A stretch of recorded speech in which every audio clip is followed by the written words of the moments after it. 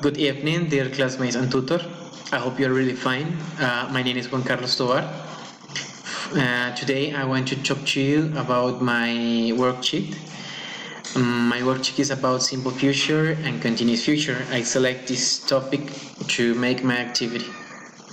As you can see over here, the population that is going to learn this information, this activity is around or between 13 to 16 years old.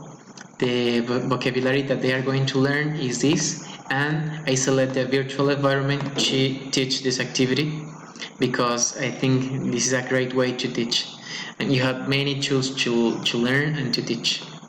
Okay. Over here in the first paragraph, I introduce the topic to the student. Also, I let a motivation because sometimes we want to express something that we want to say, but we don't know the structure. And with this, we can learn some complex sentence to get a better fluency when we want to talk or we want to speak.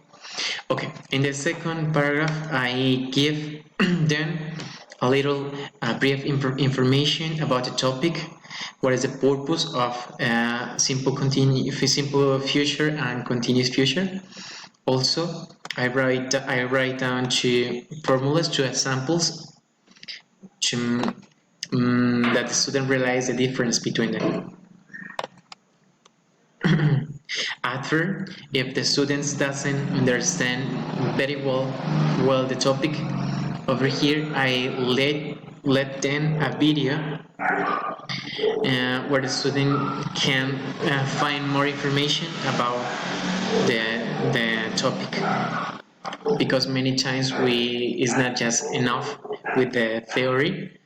We have to look for another information. So this is the video.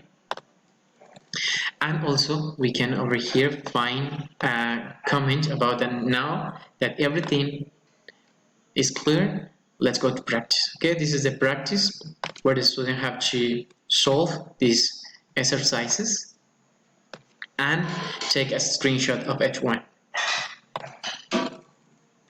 Over here we practice the listening skill, and the student is going to write one sentence in future simple and future continuous that appear in the video.